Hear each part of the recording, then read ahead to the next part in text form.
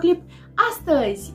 După cum știți, eu de fapt, am început seria aceea dedicată unor povești, mai mult sau mai puțin reale, și anume seria Să vorbim despre.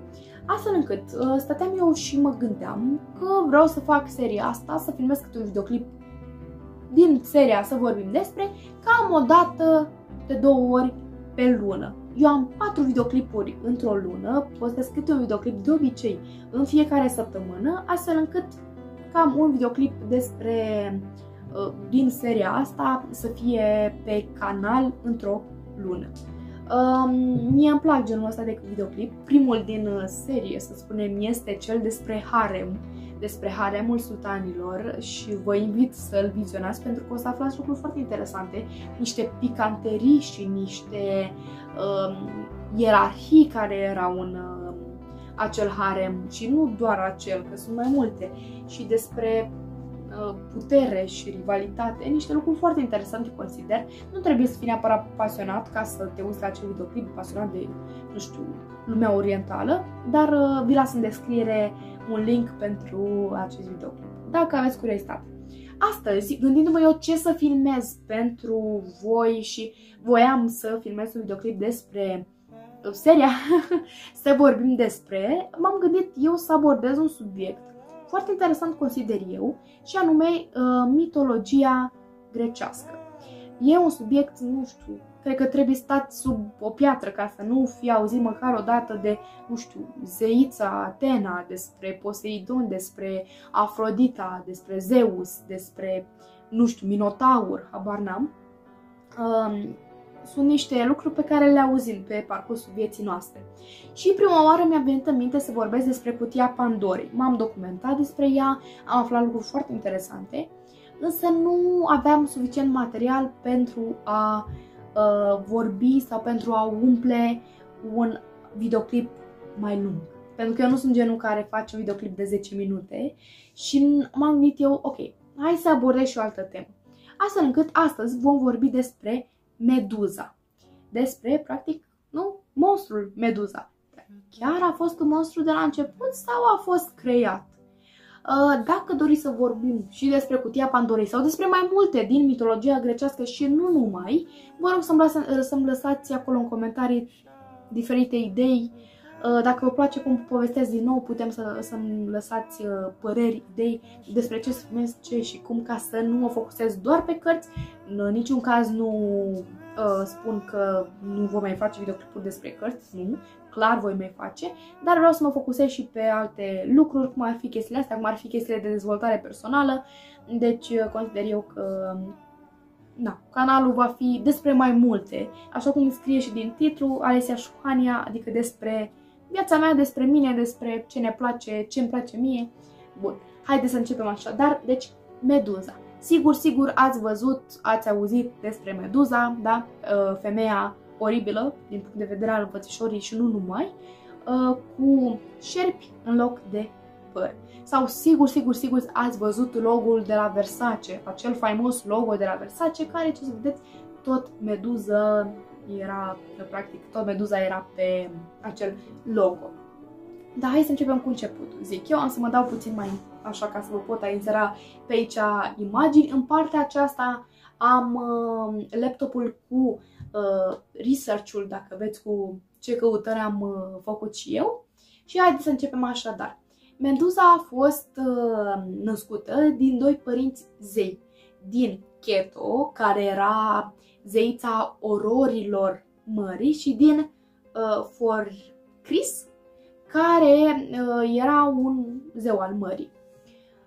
Mai avea 2 surori, însă aceste 2 surori erau într-adevăr zeități, deși nu știu exact cum și probabil nimeni nu știe exact cum, ea, Meduza, s-a născut muritoare și vulnerabilă. Încă din copilărie avea o fascinație pentru zeița Atena, o respecta și o venera în mod deosebit, zeița Atena fiind zeița războiului, și de asemenea când dorea și când se gândea la viitor, își propunea și își dorea cu multă dragoste până la urmă și dedicare să-i fie preoteasă.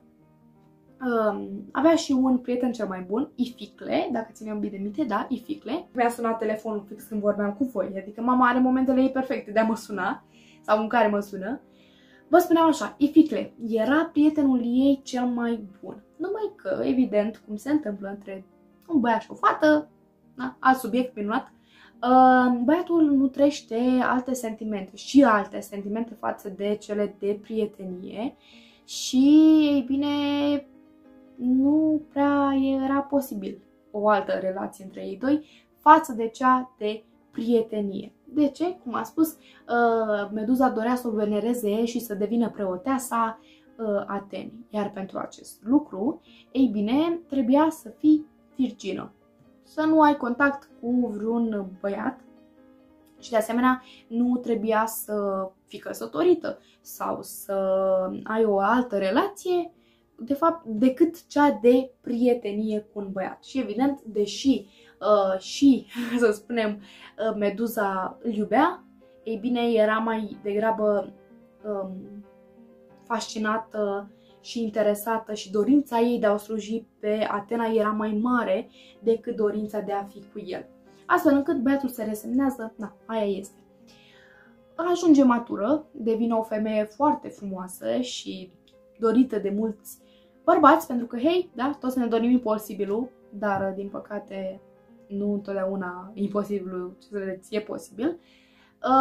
Astfel încât ea rămâne acolo virgină, nu avea nicio problemă cu chestia asta. Și ajunge de asemenea și preoteasa Atenei. Se spune că ținea slujbele cu foarte multă încântare și patos, astfel încât oamenii practic veneau mai mult să o vadă pe ea decât să o venereze pe zeiță. Lucru care Atenei nu prea îi place și îl găsește deranjant, însă își dă și ea seama că, până la urmă, Meduza nu face nimic greșit, ci pur și simplu își iubește munca, slujba cu foarte mare încântare. Să o iau un pic mai de la începuturi, Atena s-a luptat cu Poseidon, zeul mării, pentru un teritoriu pe care l-a câștigat Atena. Cred că vă dați seama, teritoriul pe care l-a câștigat Atena este evident teritoriul actual, capitala Greciei, la care îi poartă numele de Atena. Locuitorii evident că au oferit numele după zeiță locului respectiv, și anume Atena. Poseidon, vă dați seama că nu era el foarte încântat că a pierdut și că mai ales locuitorii au numit teritoriul ăla după zeița lor, astfel încât își dorea evident răzbunare. Se gândea cum să se răzbune el pe zeița, astfel încât cumva să nu fie iar un război, să nu folosească iar armata, pentru că la ultima confruntare, ei bine, Atena a câștigat, Atena fiind și zeița războiului, și ei bine a găsit și o posibilitate. Și vă voi spune imediat. Meduza mergea liniștită într-o zi pe malul mării. Mai bine că la un moment dat, din apă, iese Poseidon, zeul mării. Poseidon își dă seama că ea este preoteasa Atenei, evident că și vestea acelei preotese superbe care își ține slujba cu foarte multă încântare și devotament, evident că veștile astea s-au răspândit și au ajuns și la urechea lui Poseidon. Numai bine că Poseidon nutrește un plan diabolic. O vede pe Meduza, iese din apă, se repede la ea și o prinde de mână. Aceasta, evident, că speriată și probabil și din instinct, și scoate mâna, să spunem, din acea strânsoare. Și, ei bine, ajunge fugind în templul Atenei, care era relativ aproape. Se aruncă în fața unei statui ce o reprezenta pe Atena și se roagă, presimțind că ceva nu este în regulă, se roagă zeiței. Însă, ei bine, se roagă fără vreun răspuns, din păcate. Poseidon intră în templu, o vede, o prinde și o violează fix în templul Atenei, fix în fața statuii Atenei. Când își termine el frumos treaba, iese din templu foarte încântat de isprava lui, își dă seama clar că Atena se va enerva și pe el, dar mai mult pe preoteasa care i-a pătat numele templului, că templul Atenei era văzut de o puritate extraordinară și vă dați seama, statuia aceea se preschimbă în zeița Atena și nervoasă și încărcată de ură, aceasta își dă seama, stai puțin, ăștia doi mi-au pătat numele templului, ăștia doi au făcut ei ceva fix în fața statuii mele, dar stai puțin, că preoteasa mea, cea mai minunată, cea mai deosebită, care trebuia să fie virgină până la adânci bătrânești și toate chestiile astea, numai bine că este și însărcinată cu un rival. Nasol. Și ei bine, orbită de furie, nu ascultă pe Meduza și îi aruncă asupra ei un blestem oribil și anume îi transformă părul în șerpi și de asemenea îi schimbă toată fizionomia, făcând-o urâtă, o sluțește, făcând-o, creând practic un adevărat monstru. În templu, la momentul acela, probabil auzind țipetele și plânsetul și durerea unei femei, intră Ificle, prietenul cel mai bun al Meduzei. O vede pe Meduza, ei bine, împietrește, se transformă în stană de piatră, dar la propriu. Ei bine, ca și cum nu ar fi fost de ajuns, șerpii aceia nu erau doar ei acolo, nu era doar atât modificarea, nu era doar la nivel fizic, ci și asupra i-a aruncat Atena și un blestem, o putere, când cineva o privea în ochi pe Meduza, se transforma instant în stană de piatră, fără ca acest blestem să poată fi întors. Adică nu exista o vrajă care se spunea celui care a fost împietrit ca să se transforme, să spunem, din nou la forma umană. Ei bine, vă dați seama, Meduza fiind sfâșiată de o durere cruntă, că practic și-a omorât prietenul cel mai bun din copilărie, fuge din templu și de asemenea fiind și sfâșiată de durerea pe care a simțit-o atunci când s-a văzut trădată de zeița la care ținea atât de mult, fuge din templu căutând un loc cât se poate de izolat. Numai bine că în căutarea ei trece evident prin multe sate și cine se uita în ochei împietrea. Ajunge la un moment dat ea într-un loc izolat și se stabilește acolo. Evident că din momentul în care oamenii au văzut o asemenea creatură, și-au dorit să omoare creatura. Astfel încât se pune pe capul ei un mare preț. Iar mulți curajoși vor să o omoare. Numai bine că nu prea reușesc. Într-adevăr, îi găsesc curajoșii, să spunem, îi găsesc locul unde s-a ascuns, însă nu o omoară, ci din contră se transformă în stană de piatră. Până la un moment dat, când apare în poveste Perseus fiind fiul lui Zeus, și fiind fiul lui Zeus, evident că și asta îl transforma și pe el în zeu.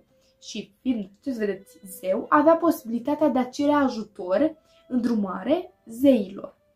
Astfel încât primește în misiunea lui de a o ucide pe Meduza, primește diferite unelte, dacă vreți, de la ceilalți zei. Și mi-am notat aici, primește de la Atena o oglindă, de la Hermes primește o pereche de sandale care erau zburătoare, puteau zbura, de la Hephaistos primește o sabie și de la Hades primește casca invizibilității.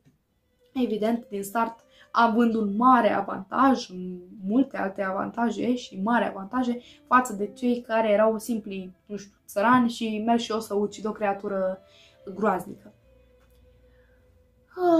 Se folosește de oglindă pentru a vedea unde este Meduza, fără să o privească. Mai întâi de asta e bine că îi găsește locul unde s-a ascuns. Era un templu și povestea spune că era templul zeiței Atena, însă un templu, să spunem, părăsit mai vechi. Folosind oglinda, cum vă spuneam, poate să se orienteze fără să o privească în ochi, adică poate să-și dea seama unde se află Meduza fără să o privească direct în ochi și, ei bine, astfel reușește să îi taie capul. Și e un lucru foarte interesant și cred o metaforă foarte bună. Din corpul ei răsar două creaturi. Un bărbat pe nume, stați un pic, mi-am notat că îi dita mai numele, pe nume Crisoar, care apare cu o sabie de aur în mână și de asemenea răsare de acolo un cal alb, imperial și pur, cu aripi, Pegasus, care devine calul lui Zeus, devine practic mijlocul de transport al lui Zeus. Ce vă spun că este o metaforă? Consider că este o metaforă foarte puternică. De ce? Atena a dat vina pe ea. Numai că nu era ea de vină, nu era Meduza de vină pentru ce s-a întâmplat. Și cumva calul, din punctul meu de vedere, calul acela alb, imperial, pur, înaripat, este o dovadă clară a inocenței pe care ea încă o avea. Chiar dacă nu mai era virgină, ea încă avea inocența aia și încă era, probabil, mintea ei încă o vedea, să spunem, și inima încă o vedea pe Atena, o zeiță deosebită pentru care merita să, nu știu, să-și dea viața sau pe care încă o venera. Nu a respins-o, Meduza n-a respins-o pe Atena, cred eu. Deci calul acela alb, mai ales că ulterior a devenit calul lui Zeus, asta semnifică de asemenea că nici calul acela, să spunem, nu a avut o ură pe zei. Știi ce zic? Aia, bun. De asemenea, deși capul a fost retezat de trup, capul încă avea puteri de a împietri. Perseus i-a oferit într-un final capul Atenei, i-a oferit capul Atenei, iar aceasta probabil că a fost resemnată, probabil și-a dat seama că a făcut o greșeală și i-a atașat capul Meduzei de scutul pe care îl folosea în bătălii. De asemenea, bine, l-a atașat acolo și pentru că el încă avea puterea aceea de a împietri orice, dar l-a și așezat acolo, consider eu, și nu doar eu, și pentru că și-a dat seama că a făcut o greșeală. Și uite, cam așa se termină povestea unui monstru până la urmă, dar monstru de cine creat? De persoana în care avea cea mai multă încredere, nu? De persoana pe care o venera. Cred că povestea asta cu Meduza este o poveste foarte importantă, foarte interesantă, foarte de dezbătut, dacă vreți. De ce? În primul rând că e vorba despre o persoană care și-a dedicat viața zeității, nu contează, nu mă refer aici neapărat la zeitate ca zeitate, ci mă refer pur și simplu la o altă persoană, o persoană care și-a dedicat viața altui om, care a încheiat orice relație și nici n-a avut nicio relație în afară de relația sa cu omul pe care l-a venerat, numai bine că printr-o ipostază care n-a fost deloc vina ei și printr-o împrejurare complet oribilă care nu a fost vina ei, celălalt, să spunem, persoana respectivă a crezut că, ei bine, a trădat, că asta e o trădare, deși nu i-a ascultat punctul de vedere știi, celuilalt om. Și, ei bine, la final, cu ce a rămas? Ea a rămas în continuare îndoctrinată cu ideea de zeița Atena, cea mai bună, și nu a respins-o, nu știu, nu a urât-o. A murit, într-un final, a murit.